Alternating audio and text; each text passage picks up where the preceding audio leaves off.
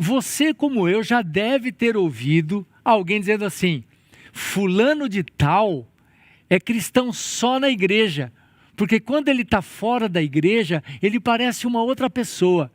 Você já ouviu alguém falar isso? Eu já ouvi.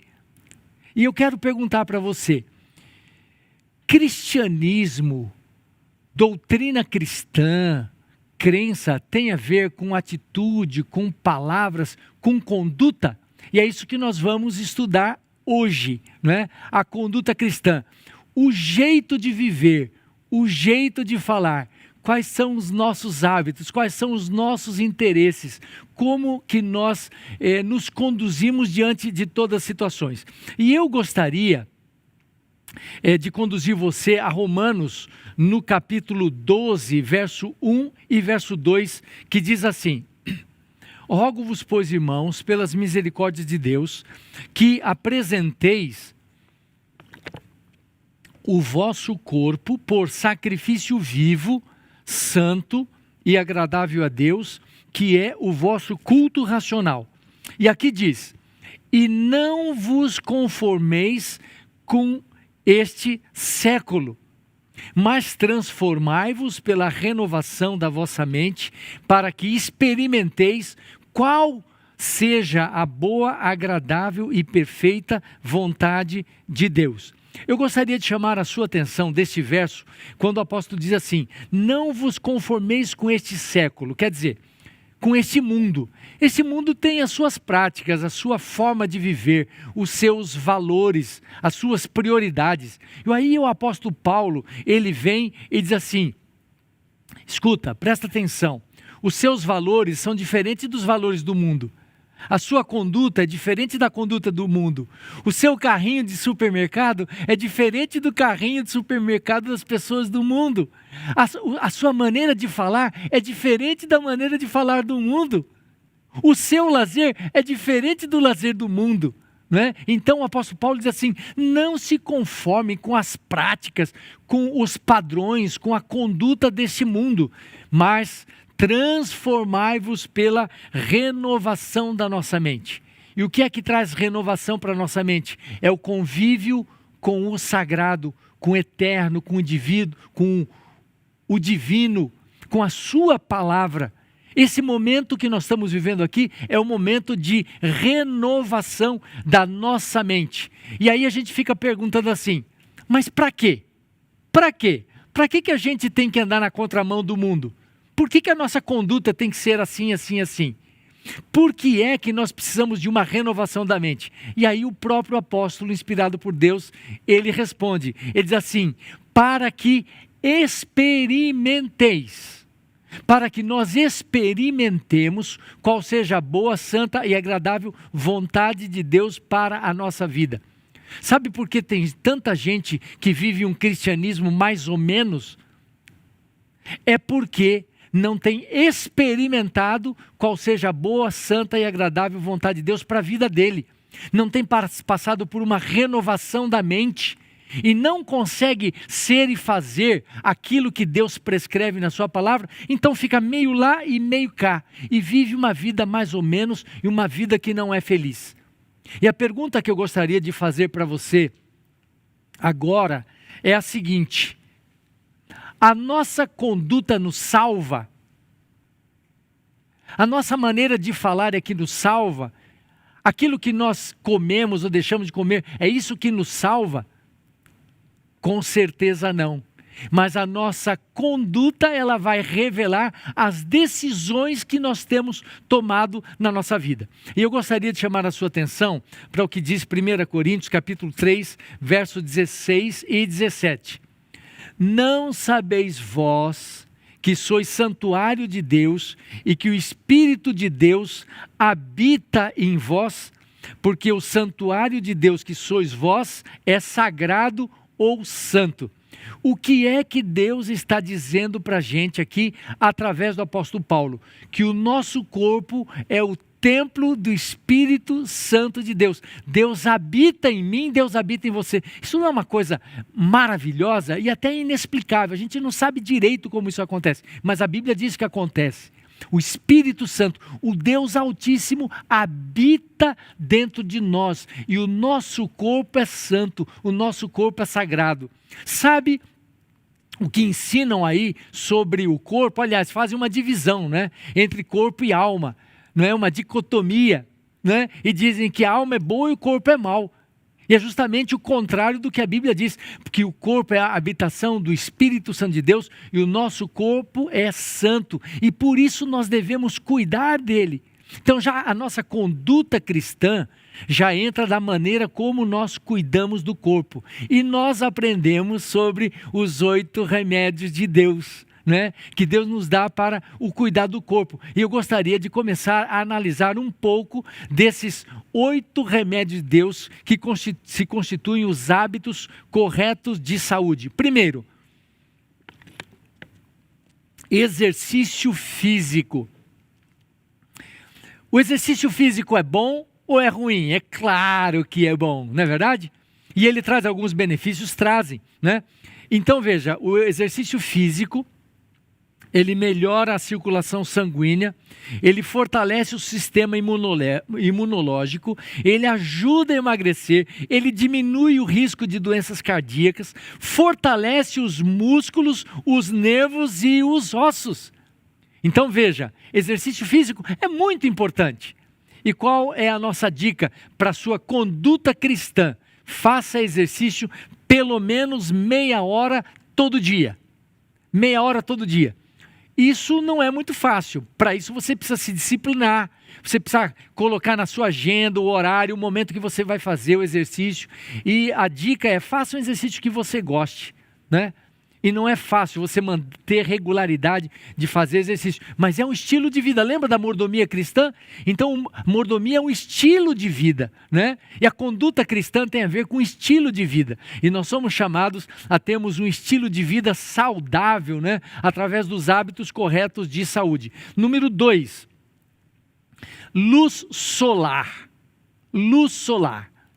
Então, os raios de sol, eles são um remédio de Deus para os nossos ossos e os nossos dentes se tornarem mais fortes. Eles matam as bactérias, os raios solares matam as bactérias, fortalecem o sistema imunológico, combatem as doenças psíquicas como depressão e Alzheimer. O sol, ele é ótimo para nos ajudar com o bom humor. Por isso, eu gostaria de motivar você a tomar sol todo dia. 15 minutos por dia, na hora mais quente do dia. Quem sabe entre meio-dia a 1h da tarde, meio-dia às 2h da tarde. Por quê? Porque você vai receber os benefícios do sol.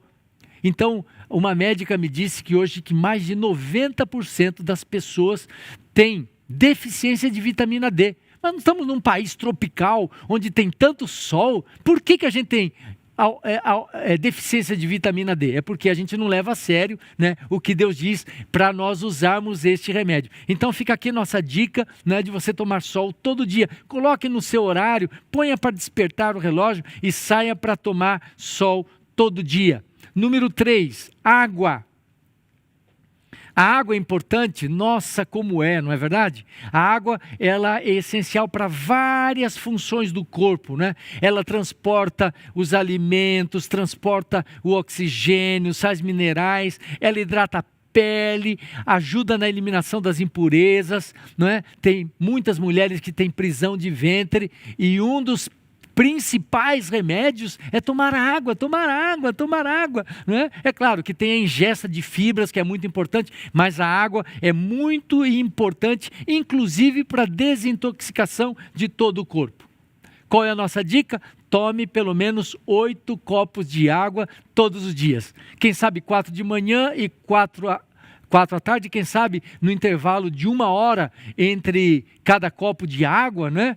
E pelo menos meia hora antes de você comer e 2 horas depois, não é para você tomar água. E aí você vai criando o hábito, né? Deixa sempre uma garrafinha perto de você, né? Não se descuide disso, né? Tem gente que diz assim, pastor, eu não tenho sede, eu não gosto de beber água, eu só gosto de tomar refrigerante. Amigo, amiga, escute, a água é um remédio de Deus, e remédio você toma, se você gosta ou se você não gosta, entende? E água é um remédio maravilhoso, e daqui a pouco o seu hábito vai ficar tão forte em você que você não vai conseguir passar o dia sem beber aquela quantidade de água todos os dias. Número 4, melhor dizendo, ar puro, né? O ar puro, ele traz muitos benefícios, né? Por exemplo, ele beneficia na circulação do sangue, do sistema digestivo, melhora o sistema nervoso, não é? E quando você respira bem, você oxigena o cérebro, você acalma e leva vida para todo o corpo. Qual é a nossa dica para você? A nossa dica para você é respirar profundamente, pelo menos 3 vezes ao dia. Então respira profundamente, segura um pouquinho e aí vai soltando devagarinho, né? Faz isso, né, pelo menos durante 3 a 5 minutos, 3 vezes ao dia, e você vai ver o quanto essa respiração, principalmente pela manhã, não é? Quão bem essa respiração vai fazer para você. Número 5, repouso. Bom, isso aqui é uma coisa que muita gente gosta, né? Gosta muito de dormir e de repousar. E veja, o que o descanso faz pela gente? O descanso renova as forças, refaz o organismo, fortalece a memória e ajuda na cura das feridas, e inclusive feridas emocionais. Então você já viu que tem gente que diz assim, eu estou com problema de memória. Às vezes as crianças estão tendo dificuldade no aprendizado. Por quê? Porque estão dormindo pouco. Então, qual é a nossa dica para você? Deite cedo. Deite pelo menos um pouquinho antes das 10, no mínimo, né? Porque as horas pré-meia-noite, elas têm um valor duplo, né? E quando você dorme bem, o tempo suficiente, 7 a 8 horas, né? Você se acorda renovado, né? E aí o seu corpo passa por um processo de inspeção, né? E você vai sendo renovado, as suas feridas vão sendo cicatrizadas e você vai ter uma renovação muito importante das suas células, do seu estado emocional e do seu físico. E aí quando a gente fala também no assunto de repouso, a gente está falando sobre recreação.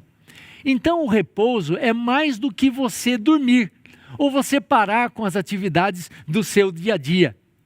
Envolve também a maneira como nós realizamos o nosso lazer. Então, o nosso lazer, ele deve ter um resultado de nos fortalecer, de nos refrigerar, de renovar a nossa mente, preparar o nosso corpo para nós voltarmos às atividades com um novo vigor. E veja, o verdadeiro cristão vai se desviar de ler, assistir, ouvir, presenciar ou participar de qualquer tipo de conteúdo imoral, violento ou sensual. Percebe quando a gente está falando em conduta cristã, quando a gente está falando em repouso e está falando sobre o lazer? Nós estamos dizendo que o cristão, ele deve se desviar completamente de ler, de ouvir, de presenciar ou de participar de qualquer coisa que possa distanciá-lo dos princípios de Deus, que vai levá-lo à sensualidade, à violência, à imoralidade, não é? E olhem o que está em Filipenses capítulo 4, verso 8, que diz assim: finalmente, irmãos, tudo o que é verdadeiro, tudo o que é respeitável, tudo o que é justo, tudo o que é puro, tudo o que é amável, tudo o que é de boa fama, se alguma virtude há, e se algum louvor existe, seja isso o que ocupe o vosso pensamento. Eu acho que a gente deveria colocar esse texto de Filipenses capítulo 4, verso 8, ao lado da nossa televisão. Vai assistir uma série de Netflix? Coloque dentro desse crivo. É puro, é justo, é amável, é respeitável, tem boa fama? Então eu vou assistir, senão eu não vou assistir. Né? E veja, uma outra coisa, os adventistas também ensinam, quando a gente fala para essa área de lazer, não é? Que o jogo e a dança também devem ser evitados. Então nós, como cristãos, nós temos uma conduta que difere da maneira com que as pessoas que não conhecem Deus, elas vivem neste mundo. Voltando aos hábitos corretos de saúde, nós temos o sexto remédio de Deus, que é a alimentação saudável. Então, o alimento é importante? Claro, ninguém vive sem o alimento, não é verdade? Porque ele é uma fonte de força, de energia, ele mantém as funções do organismo, protege contra as doenças e é a chave para viver uma vida saudável. E agora, qual é a nossa dica? Querido, baseie a sua alimentação em frutas, verduras integrais e castanhas. Ah, pastor, mas eu gosto tanto de comer aquela carninha, eu gosto de comer o pãozinho branco, o arrozinho branco. Ok, mas será que já não é hora de a gente entender qual é a vontade de Deus para a nossa vida? Porque o nosso corpo é o templo da habitação do Espírito Santo de Deus. Então é hora de a gente começar a mudar os hábitos, né? Estabelecer alguns hábitos saudáveis. E um dos hábitos saudáveis é nós comermos direito, né? A gente não comer fora de hora, não comer nos intervalos entre as refeições, não é verdade? Comemos comida saudável, baseado nos integrais, muita fruta, muita verdura, as castanhas, não é? E assim eu tenho certeza absoluta, não é, que Deus agindo no nosso organismo e nós utilizando os alimentos corretos, nós vamos ter uma capacidade mental, física e espiritual muito maior do que nós temos. Número 7, temperança. O que é ser temperante? É você não usar, não consumir nada que lhe faz mal, e usar de forma moderada aquilo que é bom para o organismo. Portanto, a gente precisa ter moderação em todas as coisas que nós fazemos na nossa vida. Então, o que é a temperança? É você não trabalhar nem de mais e nem de menos. É você não comer nem de mais e nem de menos. Não descansar nem de mais e nem de menos. É você dar atendimento à sua família, a todas as demandas da sua vida de maneira equilibrada. E esse é um dos remédios de Deus, não é? A temperança. E o oitavo remédio de Deus é a confiança em Deus. E o que essa confiança em Deus significa? Ela significa que a gente precisa confiar e crer que esses remédios que Ele nos dá vão nos trazer saúde e vida. Você precisa acreditar e praticar, porque às vezes a gente acredita mais nos remédios que estão lá na prateleira do que nos 8 remédios de Deus, não é verdade? Então, o 8 remédio de Deus é a confiança em Deus. E agora veja, nós estamos falando sobre conduta cristã. Então, a nossa maneira de comer, de beber, de dormir, de usufruirmos o lazer, ela precisa estar dentro da orientação de Deus, para nos revigorar, para nos abastecer, para nos preparar para a vida, e não o padrão que o mundo nos oferece. Porque o alvo do cristão é glorificar a Deus e não a si próprio. Glorificar a Deus e não a si próprio. Olha o que está escrito em 1 Timóteo capítulo 2, verso 9 e verso 10. Diz assim: da mesma forma, quero que as mulheres se vistam modestamente, com decência e discrição. Bom, agora nós vamos falar especificamente das mulheres, não é? E a Bíblia nos orienta em relação à conduta cristã, a maneira como as mulheres devem se vestir. E Pedro diz: da mesma forma, quero que as mulheres se vistam modestamente, com decência e discrição. Então, como que deveria ser o vestuário de uma mulher cristã, de uma moça cristã? Ele deveria estar baseado em alguns princípios que você está vendo. O princípio da simplicidade, da modéstia, que significa discrição, decência, recato, pudor, moderação, sobriedade e singeleza. E também um vestuário que seja prático e que produza saúde. E agora eu gostaria de falar rapidamente com as mulheres que estão nos assistindo, com as moças que estão nos acompanhando. Sabem, Deus fez o corpo humano, né? Por causa do pecado, teve que preparar vestimentas, e a vestimenta é para cobrir o corpo, e não para expor o corpo. E hoje nós vivemos num tempo em que a sociedade ela não está muito preocupada com esses princípios apresentados aqui na palavra de Deus, na maneira, dos princípios que envolvem a vestimenta, principalmente da mulher, não é claro, do homem também, que tem a ver com modéstia, com decência, com recato e com pudor, não é? Então, como deveria a mulher cristã se vestir?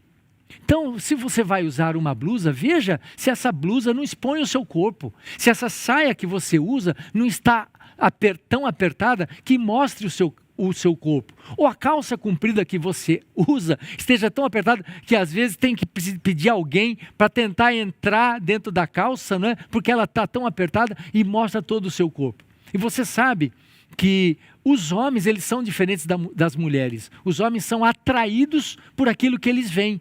E quando a mulher se veste de uma maneira provocativa, expondo a sua parte do corpo, ela está atraindo os olhares de cobiça dos homens que vão levá-los a pecar.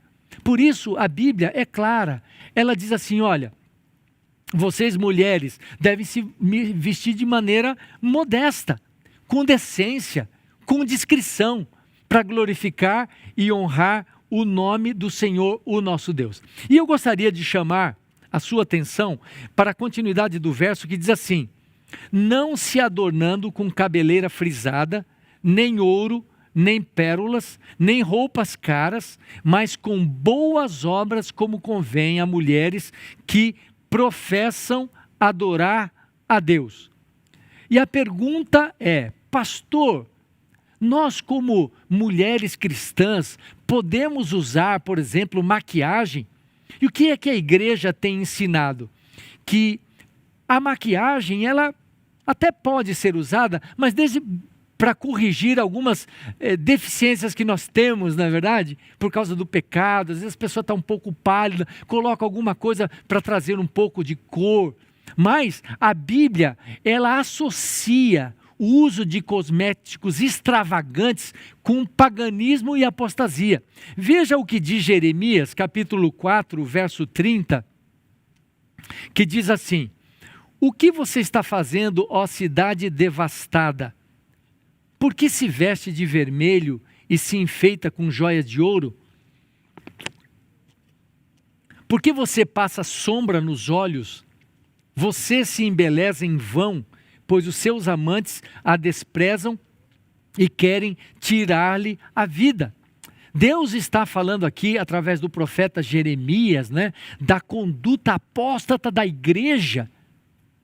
E ele está justamente colocando uma ilustração, não é? Ele está dizendo assim: por que você passa sombra nos olhos? Por que você se enfeita com joias, não é? Ela já estava tão afastada, seguindo aos outros deuses, e a conduta dela, não é? A conduta dela, através de joias e de uma maquiagem pomposa, não é? Mostrava aonde ela estava. E segundo Reis capítulo 9, verso 30, falando sobre Jezabel, diz assim: em seguida Jeú entrou em Jezreel, e ao saber disso, Jezabel pintou os olhos, arrumou o cabelo e ficou olhando de uma janela do palácio.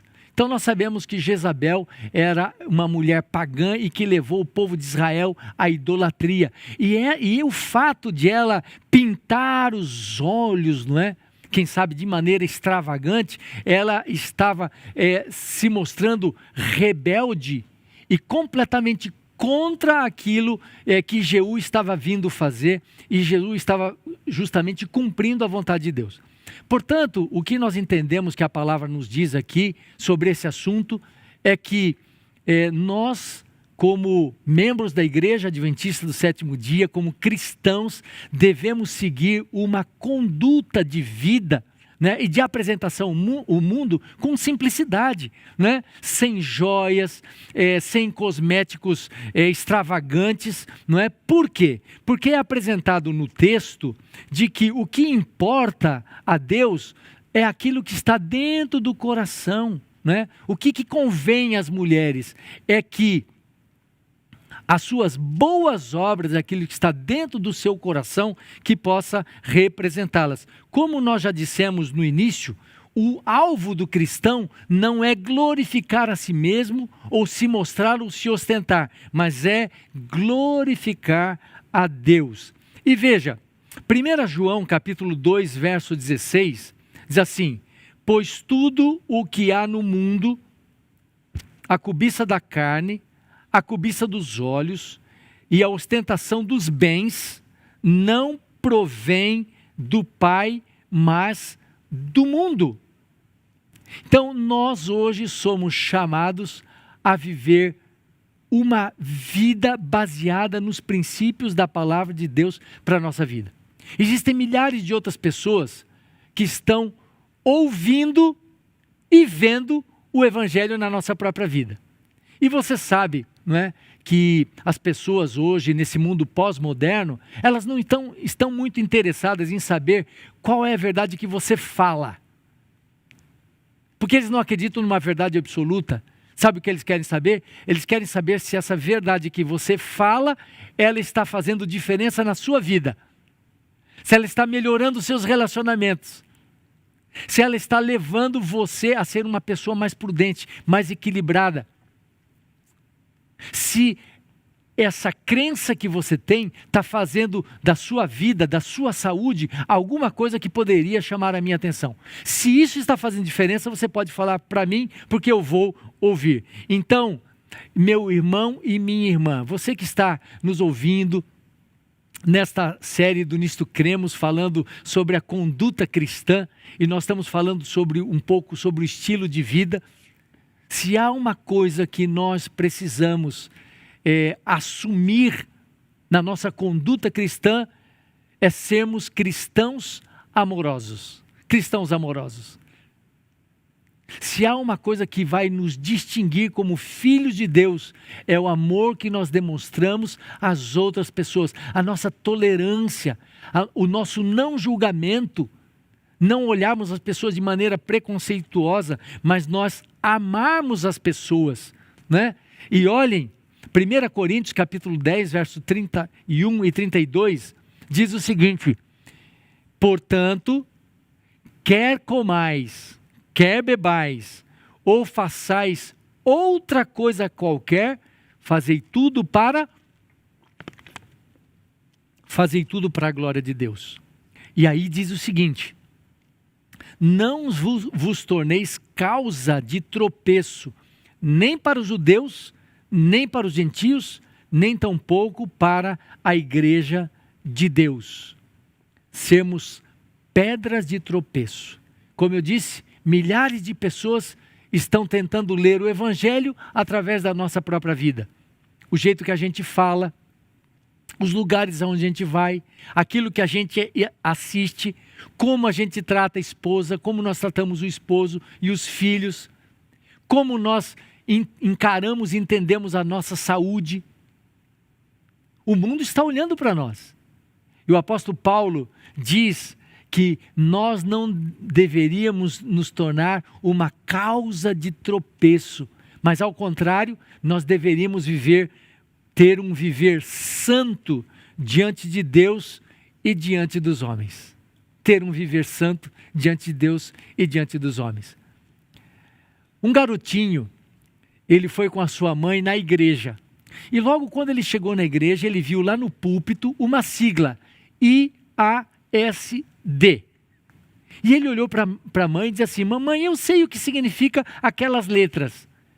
E a mãe olhou para ele assim, surpresa, e disse: filho, você é tão pequeno, como é que você sabe o que significam essas letras IASD? Falou: mamãe, eu sei o que elas significam. A mamãe olhou para ele, então disse: então fala, meu filho, fala o que significa. Ele diz assim: IASD, Igreja Amorosa do Senhor Deus. Não é lindo isso? Igreja Amorosa do Senhor Deus. E sabe, meu querido, nós somos chamados a amar a Deus acima de todas as coisas e amar as pessoas como nós amamos a nós mesmos. E toda vez, meu querido, quando você está procurando viver a vontade de Deus, os preceitos de Deus para a sua vida, você está dessa maneira amando as pessoas que estão olhando para você. E você as está atraindo, porque a Bíblia diz que vão ver as nossas boas obras e não vão bater palmas para nós, mas vão glorificar o nome do Senhor, o nosso Deus. Logo no início eu fiz uma pergunta: será que é a conduta que vai nos salvar? Então tem gente que diz assim: ah, pastor, se eu usar joias, se eu usar brincos, eu vou me perder? Mas sabe que não é essa a pergunta certa. A pergunta é: pastor, se eu não amar a Deus de todo o meu coração, eu vou me perder? Então o foco está em amar a Deus, em se relacionar com Deus, em ser íntimo de Deus e conhecer a sua palavra. E então permitir que o Espírito Santo vai nos conduzindo, né? Em relação à maneira como nós falamos, como nós conversamos, quais são os assuntos que nós conversamos, quais são as piadas que nós contamos ou das quais nós rimos, quais são os lugares aonde a gente frequenta, quais são os filmes, os programas que a gente vai, não é verdade? Como é que nós cuidamos da nossa própria saúde? E sabe, querido, nós temos dificuldades com isso? Temos, a nossa luta é constante, porque a carne luta contra o espírito, né? Então, a nossa tendência, a nossa carne é fazer aquilo que não deve, ver o que não deve, ouvir o que não deve, ir a lugares que não deve. Mas nós precisamos aprofundar o nosso relacionamento com Deus, a nossa vivência com Deus. Nós precisamos nos encher da palavra, nos expormos à palavra de Deus, a fim de que isso faça parte de nós. Então, através do poder do Espírito, a gente vá vivendo de acordo com a vontade de Deus e glorificando o nome de Deus. Eu gostaria de perguntar para você nesta noite: não quer pedir para Deus a capacidade e o poder para você viver de acordo com a vontade dEle?